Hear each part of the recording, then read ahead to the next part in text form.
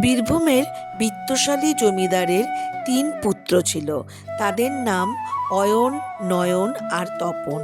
জমিদার রমেশ কুমার চৌধুরীর আস্তে আস্তে বয়স বাড়ছে। তিনি খুব চিন্তিত যে জমিদারির দায়িত্ব কার হাতে দেবেন, কোন ছেলে যোগ্য জমিদার হতে পারবে। এই জন্য তিনি তার ৩ ছেলেকে ডাকলেন। তিনি ছেলে অয়ন, নয়ন এবং তপন পিতার ডাক শুনে জমিদার রমেশ কুমার চৌধুরীর সামনে এসে দাঁড়ালো। রমেশ কুমার চৌধুরী ছোট ছেলে তপন ছিল মহাদেবের পরম ভক্ত।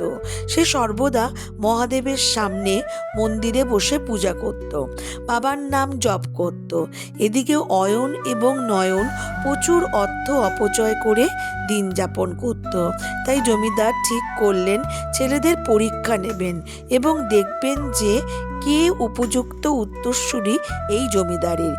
তাই রমেশবাবু ৩ ছেলেকে নির্দেশ দিলেন যে কোনো একটি জিনিস দিয়ে একটি ফাঁকা ঘরকে ভর্তি করতে হবে। তখন অয়ন এবং নয়ন দুজন দুজনের দিকে চেয়ে তপনকে নিয়ে হাসাহাসি করতে লাগলো। এদিকে তপন শান্ত মন নিয়ে মন্দিরে মহাদেবের কাছে ফিরে গেল এবং বসে জপ করতে লাগলো। অয়ন ও নয়ন চলে গেল জিনিস আনতে। অয়ন তারপর এক বিশাল সিন্ধুক ভর্তি গয়না, টাকা পয়সা নিয়ে এলো এবং ঘরে রাখলো।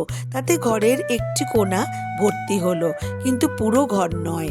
নয়ন তখন প্রচুর জামা কাপড় আনলো, তাতেও ঘরের অর্ধেক কোণা ভর্তি হলো, কিন্তু পুরো ঘর ভর্তি হলো না।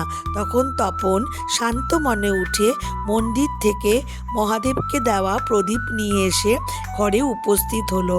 তখন পুরো ঘর আলোয় আলোকিত হয়ে উঠল।